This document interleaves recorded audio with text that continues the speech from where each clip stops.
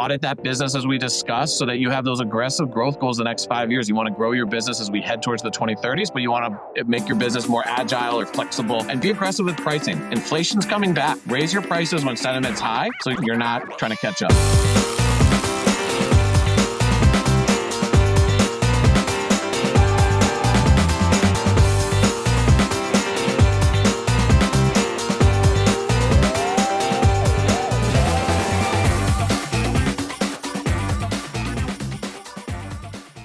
Welcome back to the Industrial Growth Institute podcast, where we spend a lot of time diving into mindsets and tactics that are necessary to help marketing and sales succeed, really regardless of what competitors of the market are doing. I always say that excuses are for other folks, not for the companies that make the stuff on which we all rely on a regular basis. Nevertheless, it's important for us to understand trends and market changes. Particularly, I'm recording this the May of 25. There's lots of tariff disruption, trade turmoil, tax uncertainty, spending freezes, and more. So by understanding what's going on and what's coming, it can help us tailor messaging. We can plan products, we can figure out pricing and service packaging. We can think about how we engage buyers as their world is in turmoil. So today I'm excited to chat with Michael Feuz about economics and sales and business planning. Michael is a key member of the ITR Economics team of expert economists and consultants. If you've been to one of your trade association meetings, you've probably sat through one of the Bolio brothers. I'm probably not saying that right, Mike. You can correct me. You got it. One of the Bolio brothers engaging. They're really engaging, kind of entertaining economic forecasts. And Michael has joined that circuit with them. He's not your typical academic economist. He joined the Navy on a special contract headed for BUDS based on his fitness and ended up with a medical discharge. Then he embarked on more than a decade as a technology sales rep with a really strong track record of performance, even while at the same time earning his master's in economics from George Mason at, I assume, at night or at the same time. He's been a finalist in a national speaking competition in addition to being widely published in various well-known publications. His industry experience crosses industries and business models from manufacturing, construction, financial, including franchises and enterprise level and SMB. So in other words, he brings a very practical perspective to his work. And I'm excited for this conversation. Please do your part, hit the bell, drop a comment, and hold on as we dig into ITR's prediction of a 2030s depression and talk about how we should prepare. So with that, thank you for joining me, Michael. Yeah, it's great to be here. I'm excited to just have a good conversation.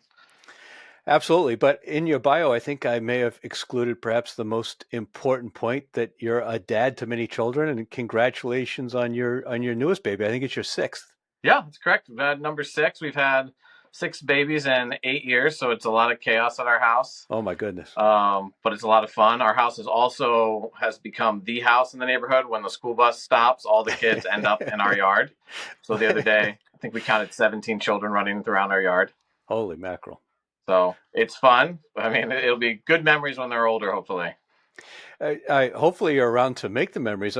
Before you went on paternity leave, you had already delivered 25 keynotes in the first 4 months of 25. You must live out of a suitcase. I do. I try to. They're great here at ITR. They let us kind of, pull back the reins when we need to. Obviously, I'm saving up for one of those 12-passenger vans, so I loosen the reins a little bit, trying to get a new van bought for the family and hopefully pay as much of it in cash as possible.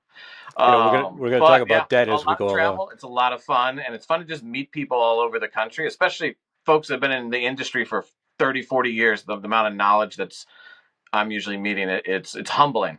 Right. Well, tell me about your speaking career. How did it start? What was your topic in that competition that you're a finalist in? Yeah, that topic, that was run through the State Policy Network. They are a think tank that focuses on state and local issues, but they run a national contest. They've done it for quite some time, called Great Communicators Competition, and they kind of leave it, and they let you enter with picking your own topic. And it's funny, the topic I picked at the time, and this was, probably 2017 or so, if I remember correctly, I picked free trade, which, I mean, how pertinent it is today. Yeah. And my premise on the talk was that free trade helps build geopolitical peace, because if you're intimately connected with other nations and agreements, you're less likely to go to war with each other. And then once you're selected as a finalist, they usually send you to a cool city. I live outside of Washington, D.C., and that year the cool city they picked was Washington, D.C. So a little bummer on my part. The year before, I think it was in Denver, then it was Nashville. I got the D.C. year. So I didn't stay in a hotel or get to travel at that time, so that was a little bummer. I think my topic then was on that they assigned you, and you had like one night to prepare. Was on privacy issues. So essentially, the Fourth Amendment, Right. the idea of how much do you want government intruding into everything from your credit card statements, and what they're really looking for is your ability to craft stories and build emotion to connect with people. Sure. So I didn't win. The gentleman who won, I'm still friends with. He just definitely deserved to win in the finalists. He blew it out of the water. He was better than me at the time, probably still is better. I've gotten a lot better over the years. I try to get better every time I speak. Well, you're certainly getting the reps in, and it seems like the vest is kind of your trademark. When Yes. somebody sees you on stage, you're going to be wearing a vest, right? That I just decided it was practical at first. It helps keeps the tie in place when you're wearing a tie. It keeps the shirt. It just looks tighter up there. But now I've kind of made it my MO. Eventually, I'll graduate to the bow tie and the tweed suit, but I don't know if I'm there yet. So my knowledge of ITR comes primarily through the trade association speaking. I assume that was an important part of the skill set that they hired you for, not just economics knowledge, but your ability to get up and tell that story in an engaging way. Yeah, I mean, I'm probably one of the rare people. I don't get terrified on stage. I actually enjoy it. I get a lot of energy.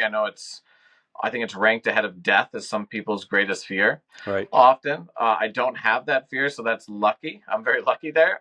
They have definitely invested a lot in refining and improving my skills. We have a guy, Bill, on our team who has a long career in public speaking, who watches all of our tapes. So we review our game tape, Hmm. and he's critiquing.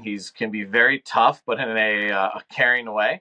He Right. has definitely made me better. And then I had fortunate to really work with Alan Bolio over the last 3 years. And Alan is as 40 years of experience.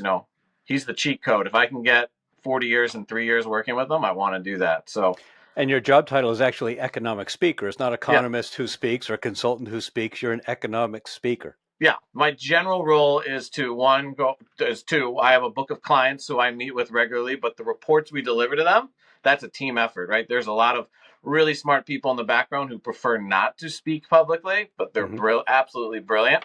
We all collaborate and build these reports, but then I take their work and present it to our clients and help them with their planning.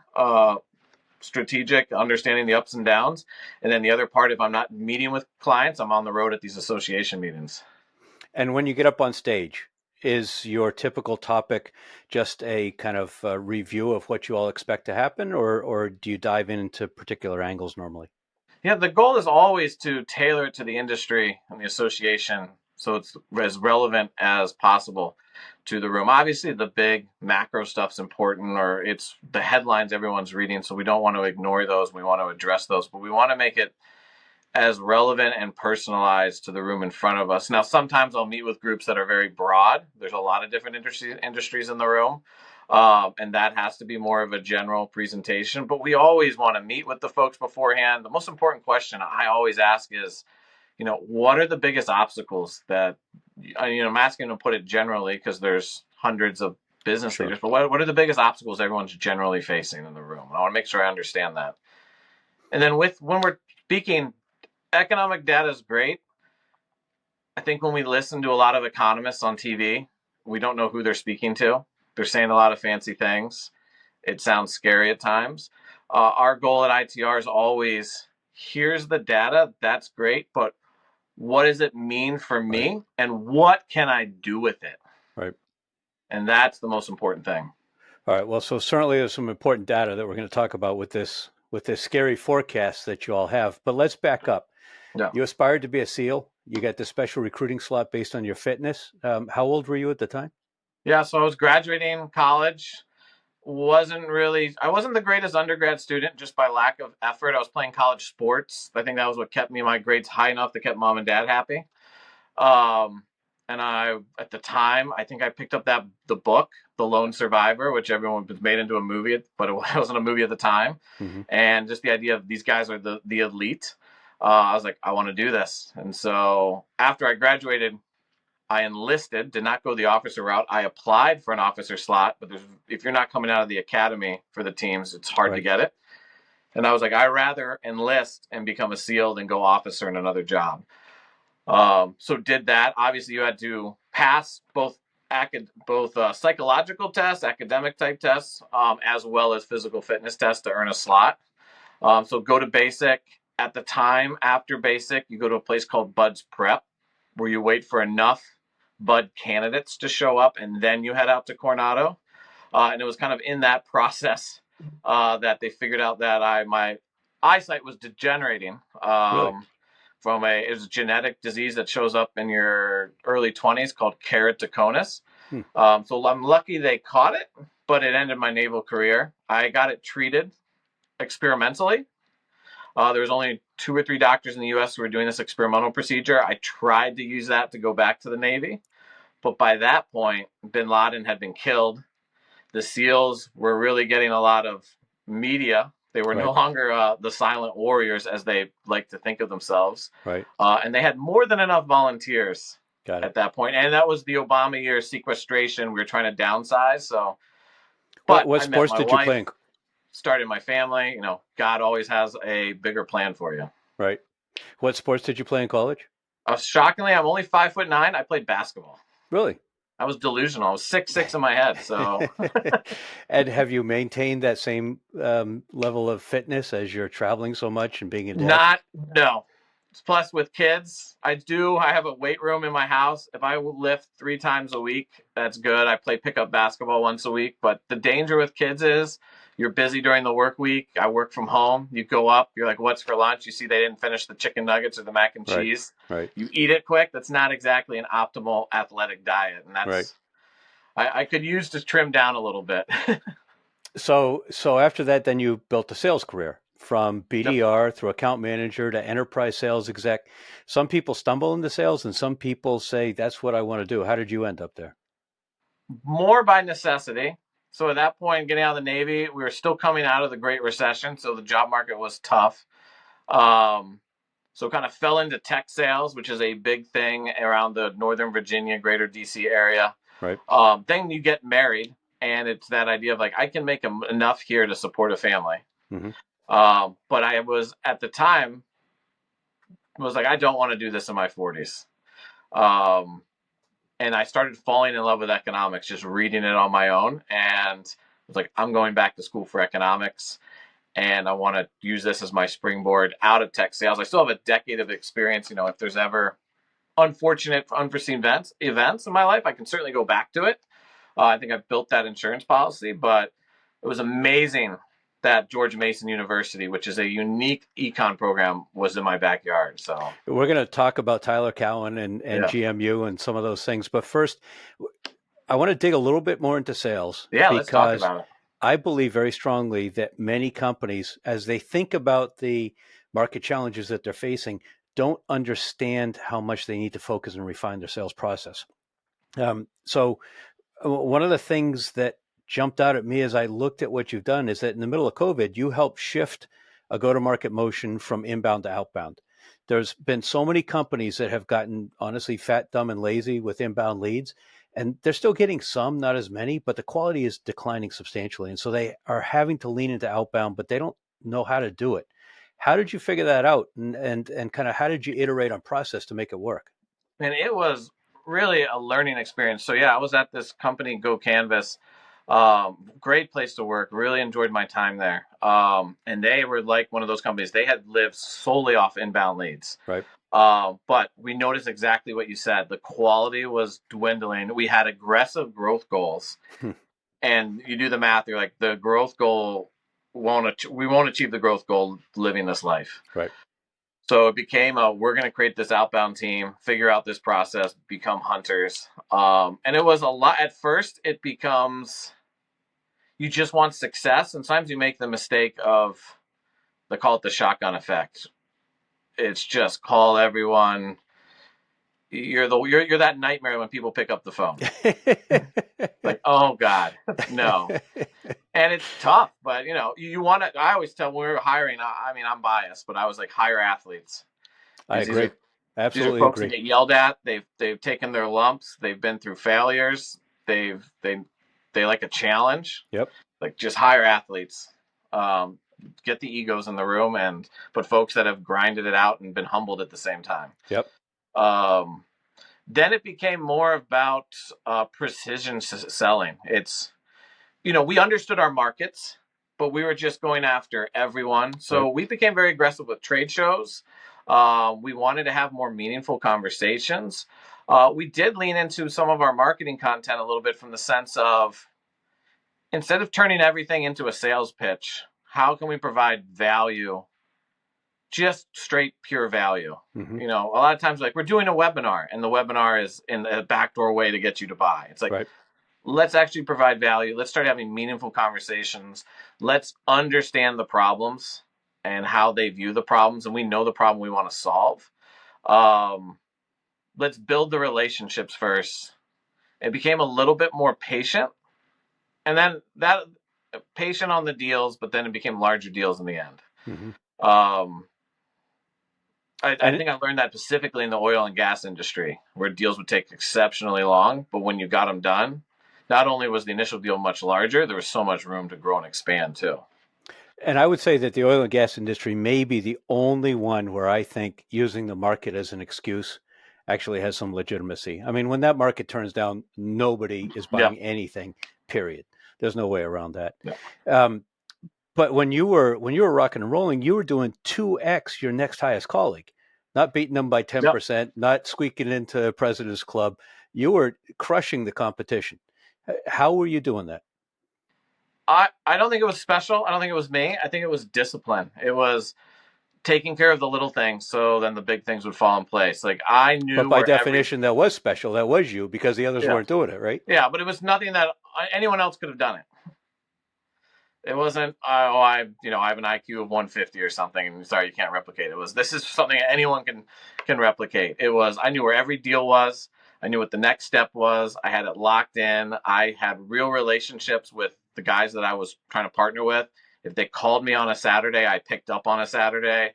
I tried to I always, if I'm with my kids, they know I'm very I make sure I try not to have it interfere, but there was that I was making sure I was doing all the little things. Right. If my senior director called me, I knew exactly. I was like, that deal will not close this quarter. I was brutally honest too. Right. I did not fluff my pipeline. I was like, that deal will not close this quarter, and here's the 3 reasons why. Was But there I a, know it will close next quarter. was there a methodology that you found was particularly effective? I'm big on the challenger sale. Okay. That's what I kind of grew up in.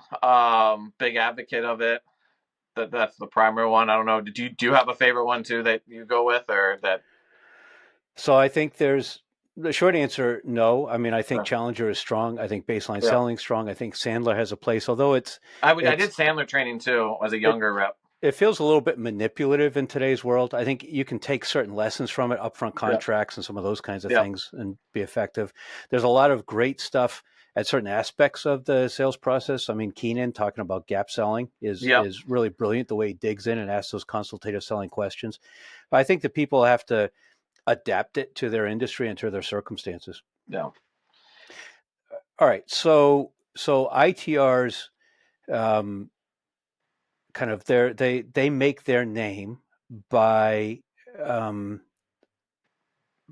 suggesting to companies that if you know what's coming, even if you can't control it, that you can position yourself for success. Um, as we jump into that part of the conversation, I still want to kind of hang on for just a minute longer about this individual sales piece because it Yeah. feels to me that's largely applicable at the individual sales rep level as well. If you know that there's a slowdown coming, you know you need to change your messaging, you know you need to get to the C-suite instead of the director level who gets Mhm. told there's a spending freeze. Do you agree? Do you think that? That, Yeah. sorry, I didn't want to interrupt you there. No, go ahead. Yeah, I get to speak to it. It's always interesting. It's not my number one audience, but I would say I'm in year 3 of speaking, so I can't go back 20 years. But so far, I would say 3 to 5 times a year I speak in front of like a company sales kickoff. Mm-hmm.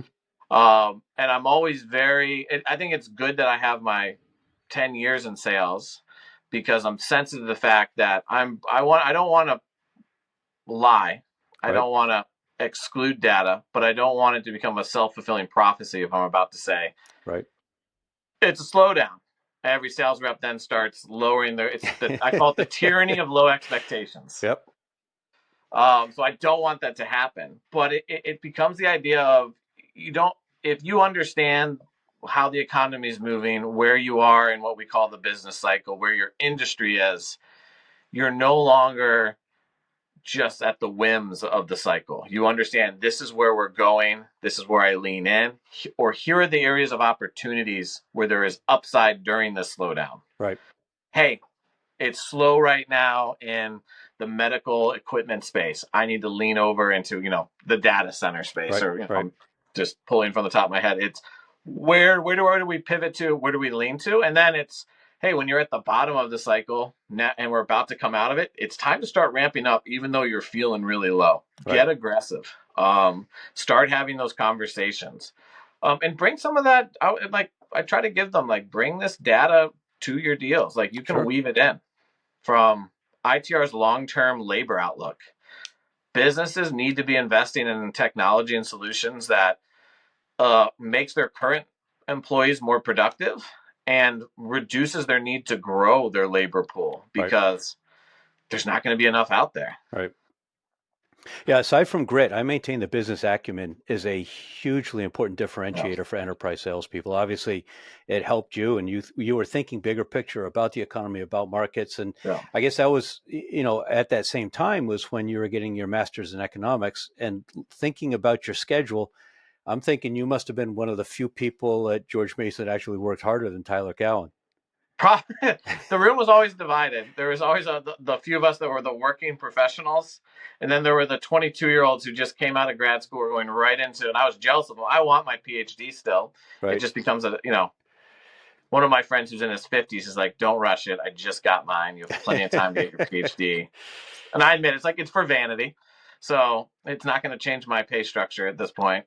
But I was always jealous of the 22-year-olds who had PhD paid for, didn't have to worry about a job, children to support. Right. But the room was divided. But yeah, it was a lot. It was doing a lot of studying at 11 o'clock at night. And I used sometimes to be like, I'm so interested in this, but I know I'm not retaining everything I want to retain. Right. So that was frustrating. But you know what? I loved it enough that you just, you thank You God do that it. you had this opportunity. It's Right. before you, and take advantage of what you have. Do you still follow Marginal Revolution? Oh yeah, I will still go cite it when I want to see if something's going on. I want to see what Tyler and the other gentleman, I'm blanking on his name now. I usually have it flagged. Got it. Usually they have great. Or if I'm looking to how to explain something better to a client, I always want to see, like, hey, how, I know they've talked about this before. How have they Right. said it? Yeah. So I guess George Mason makes sense. Not only was it geographically convenient, but if you're um, the spark that captured your interest was reading Hazlitt's Economics in One Lesson, Yes. and particularly the broken window fallacy. So certainly George Mason, with its rather libertarian bent, I Yep. guess, made sense for you. Yeah, it was just amazing that it was in the backyard. Hazlitt, I read, Hayek's Road to Serfdom, some Mises. Didn't really read Adam Smith. You all know The Wealth of Nations. I've now read it in entirety because of grad school. Had to read it in one class, which was awesome because I don't think I would have disciplined myself to read 900 pages of Adam Smith without it. Now I've thought about going back to reread it. But yeah, they call it mainline economics at George Mason because it's not purely Austrian, for those who know what that means. They're pulling from other schools, but mainline is that inheritance coming out of Smith. And they even go back farther at times. They go back to the scholastics who started tapping into some of the lessons as well in the high Middle Ages, which is it's fascinating to learn. It wasn't just the Enlightenment. We suddenly discovered this. So free markets, limited government, individual responsibility. To create wealth, Yep. you have to actually save and invest in capital Yep. stock. Some of those basic sorts of lessons. Yep. And George Mason also takes the human person extremely serious. Modern economics, we'll call it mainstream, they're too willing to put a number on a person and think that they can manipulate it. George Mason, we would learn all the math for the real world, for the economics career, but they would overly stress that you cannot quantify a human being who has different motives. They value things differently. They Right. have different goals that you can't measure. and be very careful about trying to quantify a person. And that was very refreshing for me. That's what always excited me about the Austrians. They took the human person serious. Right. You know. Let's talk about uncertainty. You obviously had phenomenal sales success during COVID, and we're in another period of profound uncertainty now. If we put aside the tariff question, we'll come back to that later. I understand that's a big hypothetical to put it aside, but Yeah. the reactions that I'm hearing are, companies concerned about what might happen, not so much what has happened. There's all of this paranoia. They just think that it's going to be horrible. Nobody can justify why that might be, except that there's all this turmoil. Now, I've got a pretty narrow focus in the world where I live with middle market manufacturers. But if we talk about the tariff situation and we accept this kind of broad uncertainty, what sort of advice is ITR giving clients for the short and medium term?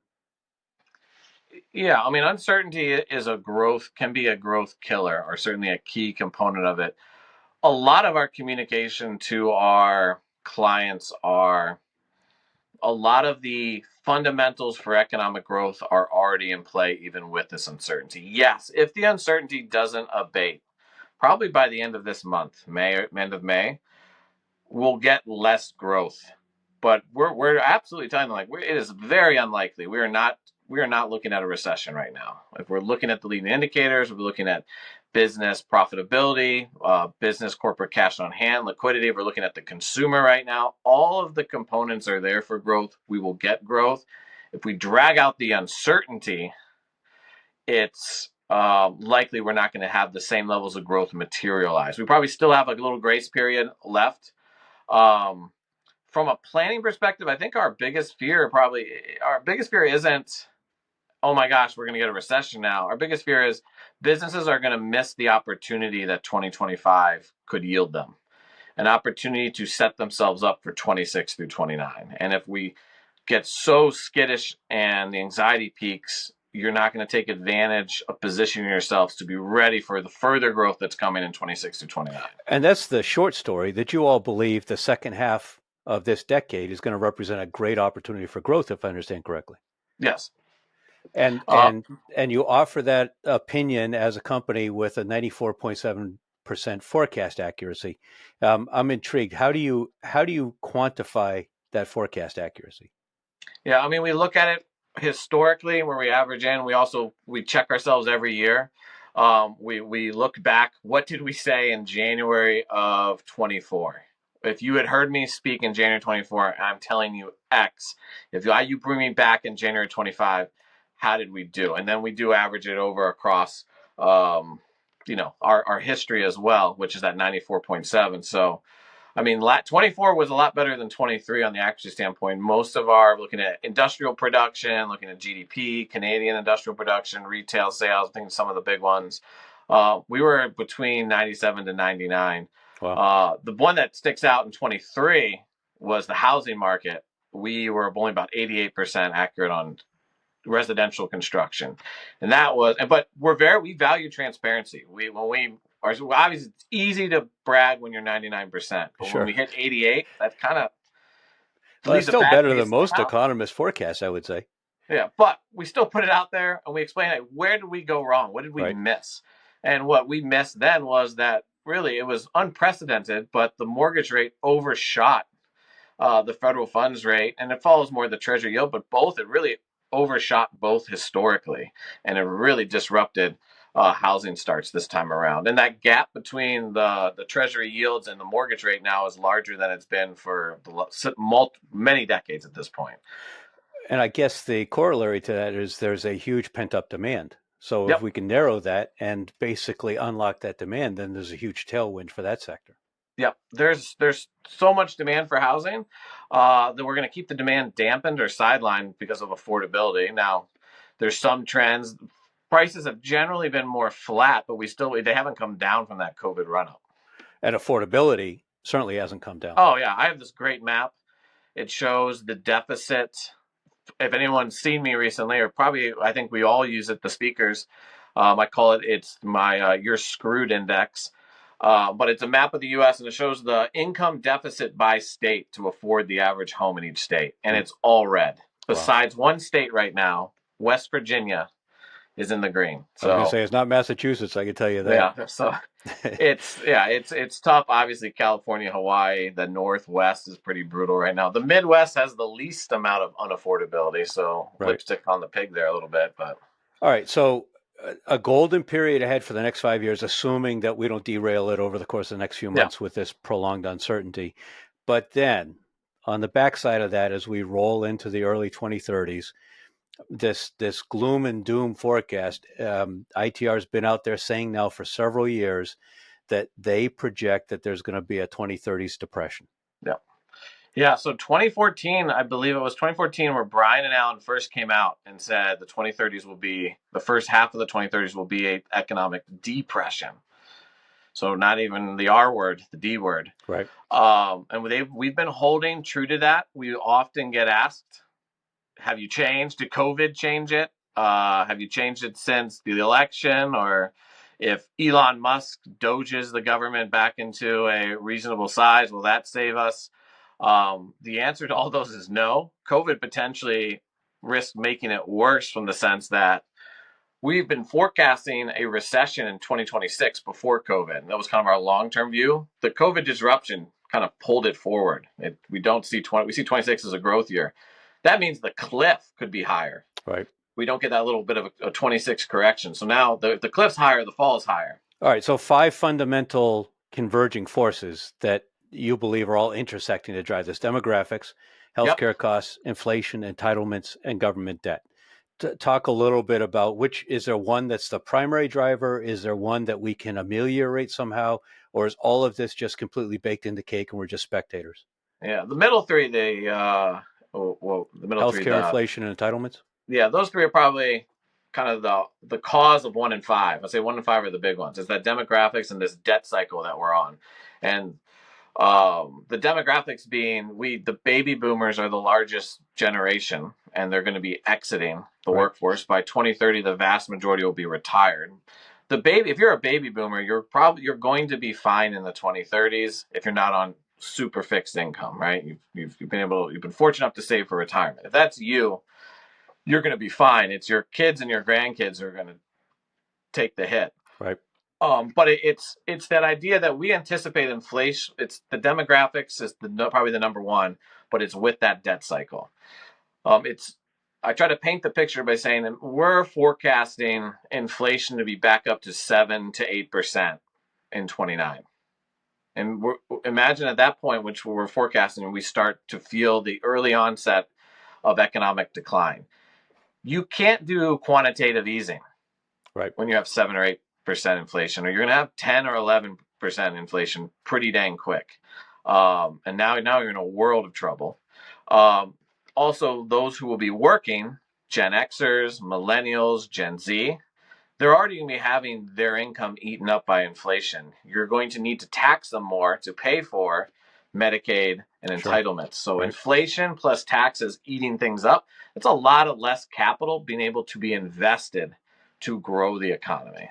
And is the thesis that there's going to be a lot of destruction, kind of creative destruction or destruction, and that there'll be a reset? Or do we somehow just kind of establish a new normal coming out of it?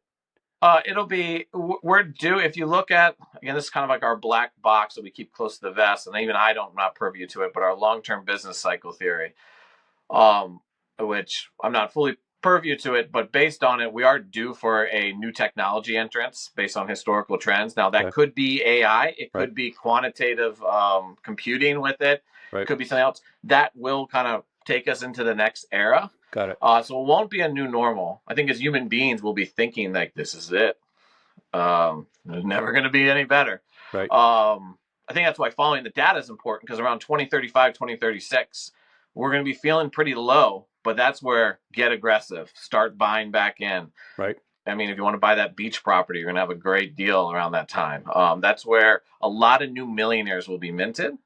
And we'll be going into that next growth phase. And the U.S. is going to remain the number one economy through this and for the next 100 years.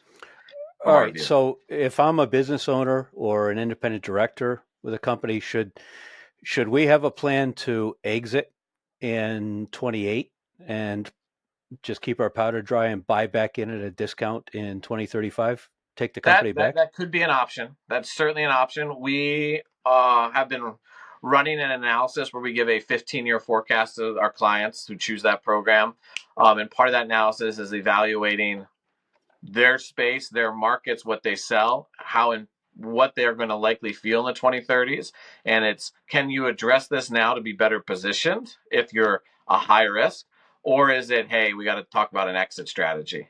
I But what think about a each, tactical exit instead of a yeah. retreat? What if you say, "Hey, we're riding pretty high right now. We can get a great multiple. Let's Yep. take that. Let's put the cash, put the cash aside, do what we want with it, and then take the company back at a discount when it's distressed and rebuild it." Oh, absolutely. You can, that'll 100% be as something you can take. And it's thinking about saying, if you own certain commercial real estate for your company, do I sell it and rent it back for Right. that period and then buy it back at the low point? That's Right. another strategy. I want to offload this real estate beforehand, this commercial buildings or what have you. A lot of that, a lot of it too is, I mean, it's understanding your market. Some markets will do a lot better. If you're selling, if you're in medical device equipment production, in the medical space, healthcare space, you're going to do great. Sure. If you're still serving the government space, DoD, you're probably going to do fine. Education sector is going to be doing fine. I mean, they're going to take some lumps, but not as compared to those that are more on a demand pull type of, where are you on the chopping block when demand starts to soften? So you all caution a great deal about personal debt and business debt in light of the government debt and the way that contributes to the Yeah. problem. But wouldn't it make sense if we can borrow at 5% and pay it back with 9% inflation? Isn't it advantageous to have some debt? Yeah. I mean, I'll tell folks right now, like right now, this is a great time to take out debt. I just want to say you don't want to be refinancing your debt in 2029. Got it.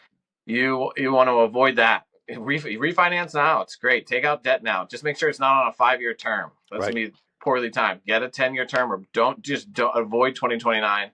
Because I get questions now like, all right, we have $3 million. We can either, do we keep our cash on hand? Do we just pay off this debt? And I'm like, ah, refinance. I rather have the cash right now. Just Right. don't be refinancing that debt come 2029. I So know 10-year terms sometimes are not available. Banks don't like that, but if the great financial crisis was essentially a cyclical downturn, you're talking about what's going to be a more secular downturn. yes. Well, expand on that. Make sure I'm following you. Well, if we think about it from a kind of a waves perspective, every general business cycle has some ups and downs along the way. Yep. But we're talking about a fundamental disruption of the business cycle, not something that's, a year with a V Yep. bottom and coming back pretty quickly. Yes. Yes. That's actually right. And we don't see it as straight decline either. I mean, it's a 6-year general decline, but we see 2 other periods of rise in that. It's just Okay, that the peak of those rising periods will not be above its declining peaks. got it. Right? We have this period of decline. Let's call it 2030. It comes down, reaches low, starts coming back up, but that peak is well below where we were in 2030. It repeats that one more time. Around 2036, we reach the bottom and we start growing out of that. And Um, so people tend to have recency and normalcy bias. So when you stand up in front of the meeting and say, hey, you're going to have a good few years, but then it's going to change. Are people treating you like, geez, you're predicting the flood and it's just not going to happen? Or are people really embracing the idea and preparing? I'm more surprised how many people are embracing it, and I think that really goes to what Brian and Alan have built over the last 40 plus years. They built a brand built on accuracy, honesty, and transparency. So there's a lot of respect behind that, which I think helps. Mm-hmm. I've certainly met folks who have really pushed back, and that's perfectly fine. I kind of leave it as we can agree as gentlemen or Right. disagree as gentlemen. Um, it's interesting, usually always to note the spaces. So I always ask, oh, what do you do? I would say more likely they're in the financial advising space and they're in the room. Got it. And which I get. I'm basically saying your industry is probably going to be more hurt than not. And they're like, And the nah, the buy and stock hold market model always goes is up. the buy and hold model is probably going to blow up. Yes, that's and so, you know, I kind of, as gentlemen, we can disagree is how I leave that. But I would say surprising. It's very humbling to go out on the road under the ITR brand and hear the stories. I've heard plenty of stories where someone's come up and like, Brian and Alan saved my business during the Wow. Great Recession. Wow. And you're like, wow. I mean, it makes me like, all right, I got to be on top of it. I got to be tight. Like I owe it to Brian and Alan Yeah, to that's make neat. sure I continue to do this well. Thinking about the financial advisors or wealth management that you were talking about, there's a great Upton Sinclair quote that I'm going to screw up, but Yeah. I mean, basically what it says, it's hard to convince a man of something when his salary depends on not understanding it. And, Yep. I see that in a lot of places. I see that with the people doing the traditional digital marketing who just think they're going to do SEO research and publish a blog post and somehow that's going to drive the business. Yeah. Yeah, I mean, I have a really good friend who's in the PR space, and it's amazing to talk to him about how it's been completely disrupted Right. to help businesses get noticed out there, especially that you're competing with just a whole new ways. There's so much more noise out there and Sure. avenues to make noise. So Yeah, ITR's suggestion is that companies envision themselves as smaller, stronger, scrappier, agile players. yep. Is that mindset, or should they be cutting back, or should they grow using AI rather than adding bodies? Is there a specific way to achieve that? Yeah, I think I love your word agile. I use flexible. I might switch to agile. I think it sounds better. So I might steal that from you. It's the one piece of advice that over the next 5 years, uh, invest in technologies that minimizes your need for labor growth. Right? Make your labor more productive, your employees more productive. I don't like the word labor. It's too dehumanizing. So Right. I try to not say it. But you don't want to burn out your employees. You want to make them more efficient at their jobs. But two, another big one to say is audit your business.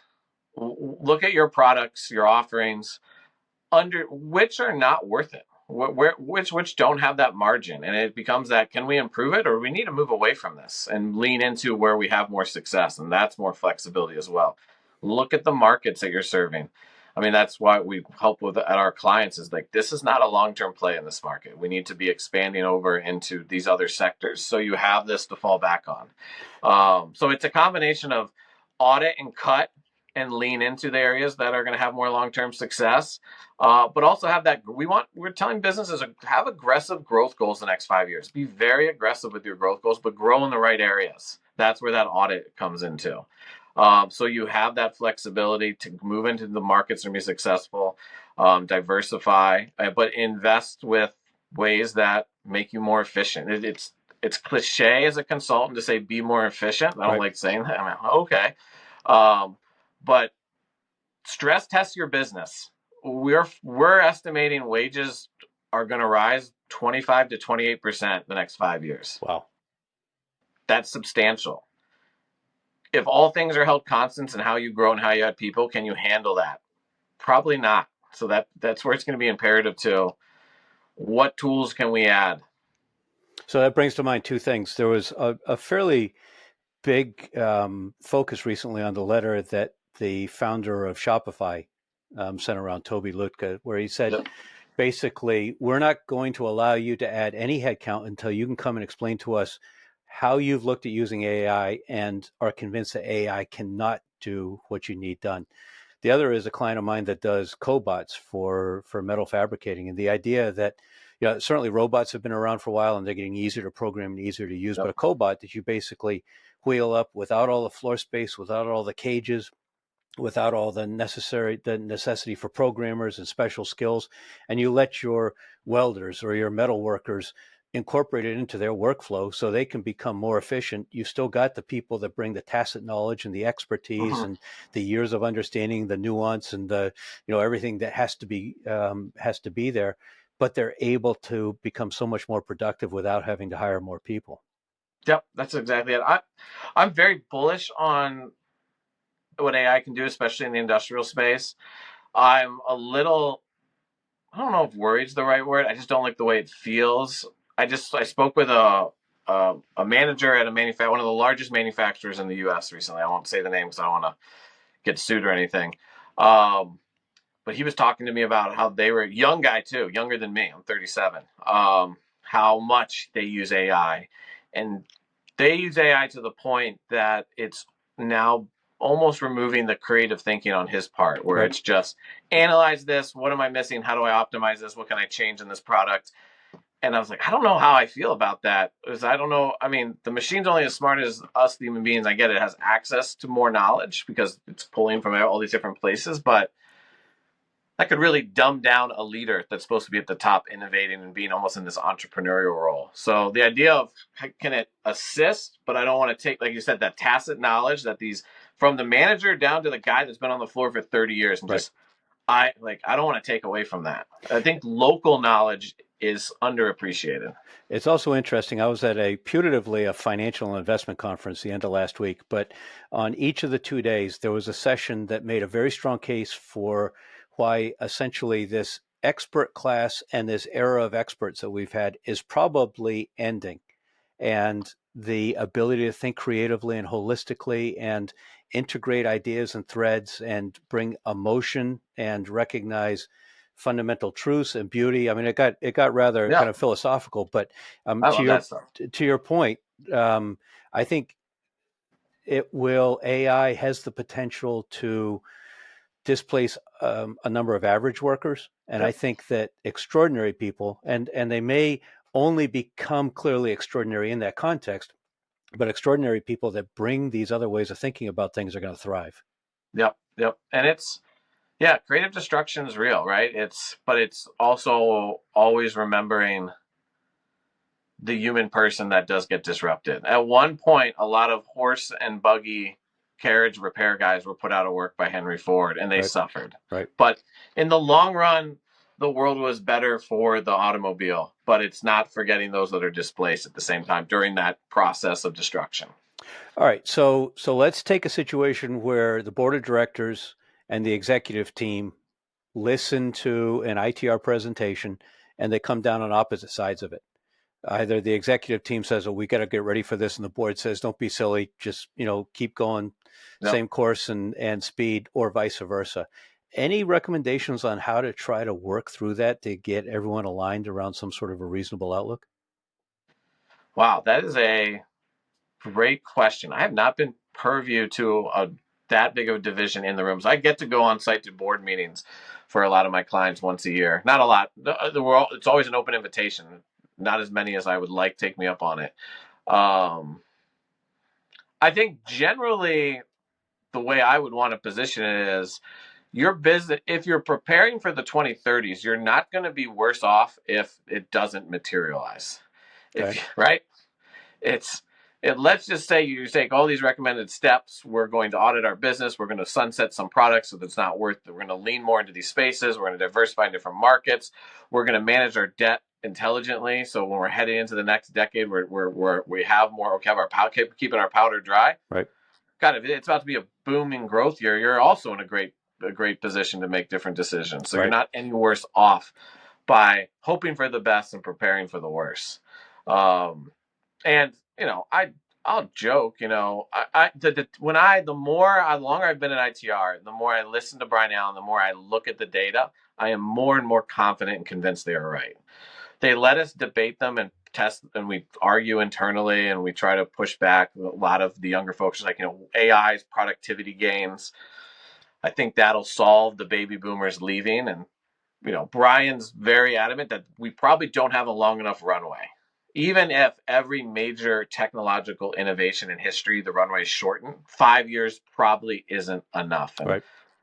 I tend to agree with that. But let's, in a hypothetical world, if for some reason we get a technology or AI advances fast enough beyond our wildest expectations that we're not seeing this, we're wrong on the right side, right? Right. It's I guess I'll be on an apology tour, but everyone will be happy.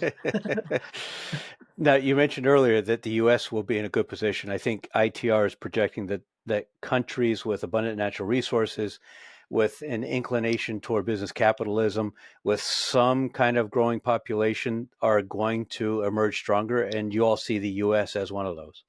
Yep. I'll tell everyone, I tend to end my presentations when I'm on the road with the 2030s, which is kind of, I don't know if that's the greatest way to do it because I'm trying to rah. We got to take these next 5 years. Oh, by the way, depression. Someone called economics the dismal science once. I delivered. But I say during the downturn in the 2030s, the U.S. will remain the number one economy in the world. It'll be the best place to be. Europe will have a tougher time. Asia will have the worst of times. Really? Yeah, China, Japan are really in a tough spot already. Um, Yeah, they we don't basically know got an where it's going to inverted start. population pyramid. Yeah, I mean, China's one child policy. It's coming back to get them. Right. Japan and Asian countries do not do immigration. They're not big on immigration either. Again, we have no official declaration where we think it's going to come. If I was in Vegas betting on it, I would pick China or Japan as the originator of this downturn. Um, Japan's financial situations, I won't go into it. It's a rabbit hole. They Right. are really playing with fire right now. And they know it, and I don't think they have a way out. Right. Um, but the U.S. will remain the number one place. China's, I think, Ray Dalio, really smart guy, wrote the book. We'll call it. I forgot what his name of his book is now. Principles. That he often will predict China would overtake the U.S. I mean, he's way smarter than me, so I don't want to act like I know more than him. But I fundamentally disagree that China will never overtake the U.S. Yeah, that's an interesting example. I believe very strongly that Dalio is a smart guy that brought a really brilliant mind to creating these models and looking at history. But I think that he's got this recency bias. He made a lot of money in China. China, I think, accommodated him and helped him make a lot of money. Yeah. And so he's built his career on China being this growth story and this exciting place to be. He's built relationships. He's making money. And I think that he's biased because of that. Yeah, I agree, and he puts a lot of emphasis on the history. Like if it happened in the history, it'll happen in the future. Right. ITR, we have a similar outlook on long-term cycles, but we don't emphasize. We say history rhymes; it doesn't repeat. I think he's closer to the repeat side Right. of things as well. But I think your point about his relationship with China kind of creates that bias as well. I mean, really smart guy, Right. right? Billionaire, unbelievably successful. I could only wish to be, a fraction of his brilliance, but I would say I fundamentally would disagree with him on that outlook. If you only had three macro metrics on your dashboard, what would they be? Business to business spending, which is non-defense capital goods new orders. That's more of where we are right now, right? That's more of a present situation, but I'm always watching B2B activity. Maybe the money supply, which is really nerdy, M2. I guess maybe PMI. I'm always thinking about long term, where I'm looking out. Like money supply is, and in the end, is always going to predict inflation the Right. best.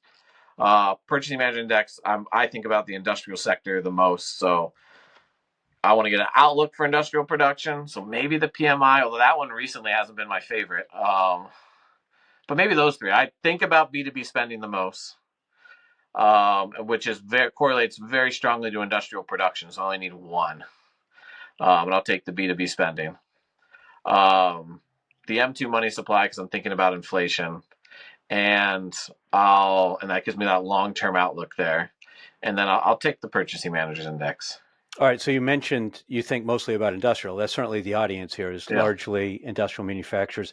Is there any nuance that they need to understand about the ITR forecast in that kind of a sector compared to being in medical devices, as you mentioned, or something else? Yeah, I think if you're in the industrial sector, you have the leadership to lead a company in the industrial sector takes much more resilience than if you're in the service sector. The downs are harder if you're in the goods producing side of the economy. The service sector just feels slowdowns, as in we're still growing, just not as fast. Goods feels it. It means if you're in leadership, you need to react faster and with confidence if you're in the industrial side, which I think is where ITR really brings that value for them to be able to act, to hopefully make data driven decisions and put blinders on against the headlines. Yeah, I mean, I'm just trying to. I feel like I lost my train of thought a little bit there Well, but that's fine. Thinking about capital equipment manufacturers in that yeah, space, there's always this wrestling match between messaging, we're going to save you money with automation, or we're going to help you deal with the labor availability problem with automation. yeah, Does one of those resonate more with business people now, and will that shift during the good years and then the slowdown, do you think? yeah. I think right. Yeah, I would imagine right now, based on my conversations that I have regularly, the idea of alleviating labor constraints would sell more than just save you money at this point. Mm-hmm. I think as we move into the 2030s and some tougher times, it becomes more about saving money. With 25% Like, wage inflation. yeah. Um, right. I mean, just every time I ask someone, what's your biggest obstacle? They'll give me two or three. Labor's always included. Right. I can't find people. Where I know that guys are getting burned out. I'm trying to keep people in house. It's where's the labor? I mean, the good labor's not available. The qualified folks aren't around. I have one client who's up in Ohio. Towards the end of last year, they're really feeling it, and I was asking him like, "Oh, are you considering layoffs?" And we were typically saying, "Hey, try to avoid layoffs. We're going to come out of this. You don't want to put yourself in a tough position." He's like, "No, but I'm just letting them fail their drug test." Hmm. And I was like, "Oh," but I was like, that kind of speaks to where we came from. We were just throwing bodies at the problem when demand was through the roof, right? Right. There were just whoever we could get in the house, and now we just kind of let things self-correct a little bit.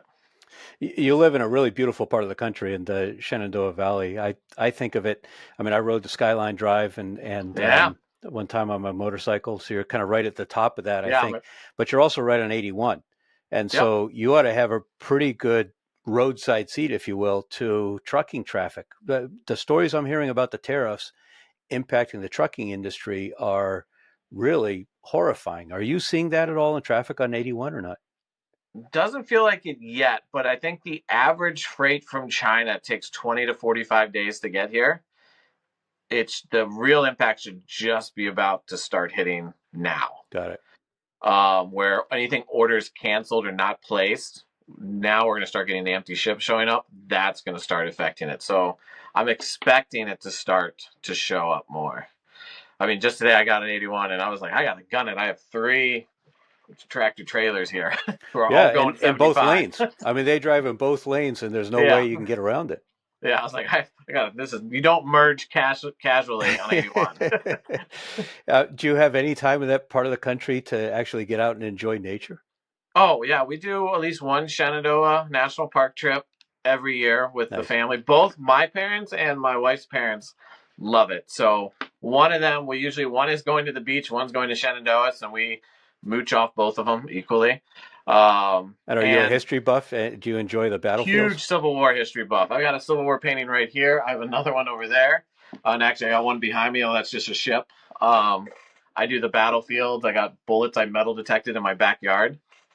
So Battle of 3rd Winchester came through my backyard. So there's bullets littering my. You just have to take a metal detector back there. And Bull Run is spitting distance from Yep, GMU, isn't it?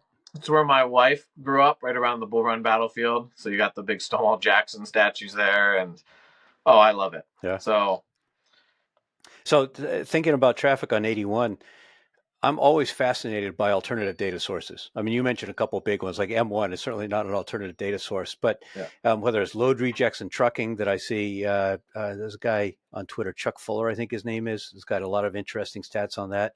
Or I hear about satellite photos of restaurant parking lots to gauge, consumption habits. Is there some set of unconventional data that you find particularly interesting in the industrial space? Ooh, I'd have to think about that a little more. You caught me off guard. Unconventional data. Oh, the one, I feel like this one will be kind of lame, but recently, I think it's been very helpful, especially coming out of our over inventories where everyone was overstocked. There's a series, and it's actually broken down in a lot of sub series, so you can probably find the niche that you're in. But it's called a sales to inventory ratio across wholesale goods, both durable and non-durable, but mostly durable stuff. But it shows you this great relationship between the sales and the inventory, and when it drops, it's showing you that inventory is way up, sales are way down. So you can see some demand activity when it starts to go up.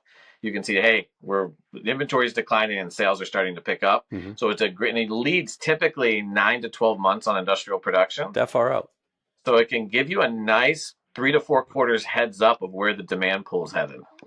And is that available through the Fred site, or do you have to? Yeah, I think you can find them on the Fred sites and the Bureau, or the Census, not the Census, the Bureau of Labor Statistics, BLS. Well, but yeah, there's probably 15 to 20 subsectors they put out there, and they typically have 8 to 12 month lead times.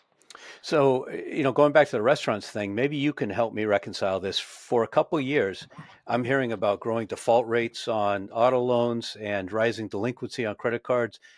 But you go by a restaurant parking lot and there's cars waiting out on the street waiting to turn into the parking lot. Is it just different levels of wealth where I'm seeing those things, or what am I missing about it? Yeah, I mean the middle upper income certainly are still out spending a lot more than the lower middle income. You listen to McDonald's or Walmart earning calls; those can be a little depressing right now. And that kind of gives you a reflection into those folks. Those are the folks that also decided the election. They're the ones that felt inflation, and Right. it doesn't matter who's in office. If they're feeling it, they're going to kick you out.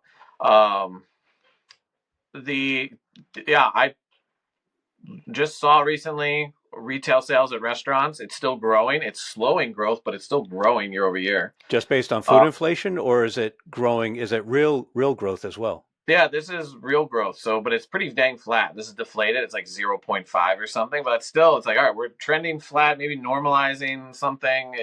Folks are still out there eating at restaurants, probably showing that 0.5 is probably showing more and more choosing to eat at home.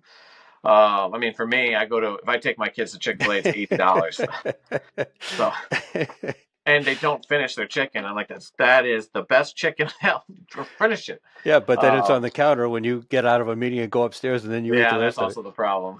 Um, One thing I know in general is that professional services firms are pretty weak in marketing, but ITR, in contrast, seems to have built its franchise and reputation on marketing. There's tremendous content creation. There's obviously all the public speaking. There's yep. podcast. There's over indexing on video. Where does all that come from? Is that the natural inclination of the Bolio brothers? Did they figure that out themselves, or do they have a brilliant person that they brought in that's led all that? The Brian and Alan are unbelievably fantastic. I guess being just having that general humility of listening to other folks, and being willing to change. And because at times, I mean, you do something for 40 years and you've done it really well, but they have they have a great understanding of you can't if you're standing still, you're in trouble. Right. So they've brought in a lot of really smart people on the sales side, on the marketing side. We've got very creative video folks now. They brought in these two like artistic folks. Bill, the speaker trainer, he also has an art background, and then we have another woman, Joy. They're both fantastic with creating a lot of our media content, and Brian and Allen give the space to create. Like if you come up with a great idea, like kind of run with it. Hmm. So they leave a lot of freedom for folks inside to be creative, and if you come up with a great idea, they'll adopt it. And do you have any clients that remark on it and absorb that? I mean, obviously they're coming to you for economics advice and Yeah. forecasts, but do any of them say, geez, we want to start doing our marketing the way you do? I'd have to ask the marketing team. I haven't heard that directly, that'd be a great thing to ask. Like if we've helped guide any of our clients, or they've commented on how we're doing things. I mean, we're always adding and trying, like starting to shift. I know Brian does the Fed Watch, and we were commenting like maybe we need to change it with tariffs to White House Watch Right. now. We started the new show. Why am I blanking on it? Sorry, now I want to. Son of a ghost. Rats, the show with Lauren and Lindsay. They do a great job. So I haven't listened to that. I listen periodically to the forecast one.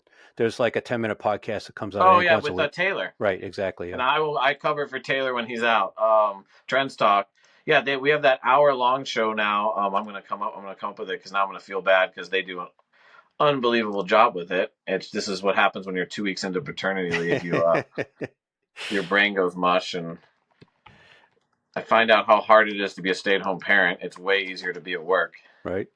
I will confess to that. Mondays are easier than Saturdays. Um, by the numbers. My goodness. Okay. Sorry, Lauren. Sorry, Lindsay, if you listen to this. They, All right. So along the lines of marketing, talk about your clients. Who's a great fit for ITR and for your practice? yeah, we have typically, not exclusively, the industrial space, but we have folks that are more in the service sector. We have a few tech companies. So it's not exclusively. I would say 20% are non-industrial. Ranging from business, we have the $9 to $10 million your business, we have businesses do over $1 billion. I would say maybe the sweet spot's that 20 to 50 million. Mm-hmm. I'm kind of making that up, but when I think about the clients I work with, like maybe that's the median. Right. We don't work with startups. They don't have business cycles yet. Right. But anyone that kind of fits within, typically it's the industrial sector, a little bit more of an established company, at least been around 5 to 7 years. Then you have some data that we can start seeing your cycles and understand your markets and how you fit. And that's you. Yeah, anyone that kind of fits within that. And we always do an analysis of any prospective client. We look at their data before we bring them on. We forecast as well, and we're not shy about turning folks down, saying, "Hey, I don't think we would deliver a good forecast for your business that would be valuable. We want to protect our 94.7, Sure, and we don't want to waste the time and money of a business that just wouldn't be the right fit." So, and how about across any sponsor portfolios in the private equity space? Do you only work with we individual are companies? growing in the private equity space. Okay. It's a concerted effort. We've had a lot of growth there. Crow, who we're now a subsidiary of, we're owned by Crow. They've really helped us kind of break into that space as well. Got it. What resources do you recommend for folks that want to track the business environment? Obviously, the shows and the content that you offer. Are there other podcasts or YouTube channels or blogs that you think are particularly good? Probably one of my favorites to follow. They're apolitical as well. They will talk a little bit more about policy, but they do a great job of writing for the layperson.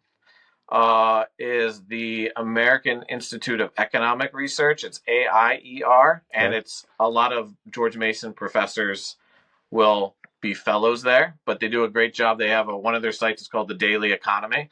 That is a great one to follow, and their podcast, The Daily Economy, I think does a great job. There's an economist there, Peter Earle. He's my friend that told me you can wait till your 50s to get your PhD. It's no big deal, but they do a great job. I love all the content. Samuel Gregg there as well. He's now the temporary president. Their current president had left to go do something, sabbatical. Right. But he wrote, I think, one of the best books recently about the future of the U.S. economy. I think I have it behind me. I want to call it the next American economy. Great book. Highly recommend anyone read it. It's a lot about trade, industrial policy, protectionism versus globalism. I think he does a great job in that book, and it's written for regular folks. Good. How should folks get in touch with you? With me personally, just directly, my LinkedIn is my name. I don't do much social media besides LinkedIn. I'll put your LinkedIn profile link in the show notes. Yeah, Feuz at ITR Economics. You can always reach out, and then obviously the ITR website to contact us is a great place to do it. Good. Wrap us up. 2 or 3 minutes on the next 5 years, the 2030s depression, and how middle market manufacturers should prepare and what they should expect. Yeah. Next 5 years, focus on aggressive growth goals and look to this year, especially invest in your business this year. You're going to get your best interest rates, the low point of inflation. Look to invest in efficiency gains and audit that business as we discussed so that you have those aggressive growth goals the next 5 years. You want to grow your business as we head towards the 2030s, but you want to make your business more agile or flexible and be aggressive with pricing, especially as we get out of the uncertainty into the back half of this year and folks are feeling a lot better. Inflation's coming back. Raise your prices when sentiment's high. So you're not, when inflation shows its ugly head again, you're not trying to catch up. So a lot of people, when they say aggressive with pricing, they mean cutting it. You're actually talking about the inverse. You're talking about raising as quickly as you can. Yep. Got it. Great conversation, Michael. Thank you. Absolutely. Thank you so much for joining. Your camera's temperamental. Thank you so much for joining me for this conversation. Yeah, I really enjoyed it. Thank you for having me. Good. For everyone listening, if you're not too freaked out by this forecast, then share it with your team. If you are freaked out, all the more reason I guess you need to share it with your team. Use it as a conversation starter around changes you should begin to make. And please be sure, you know the drill, share it, like the episode, drop a comment. If you've got a question for Michael and you leave it in a comment, I'll make sure that he gets it and jumps in and answers it. Thank you for listening and watching the Industrial Growth Institute podcast.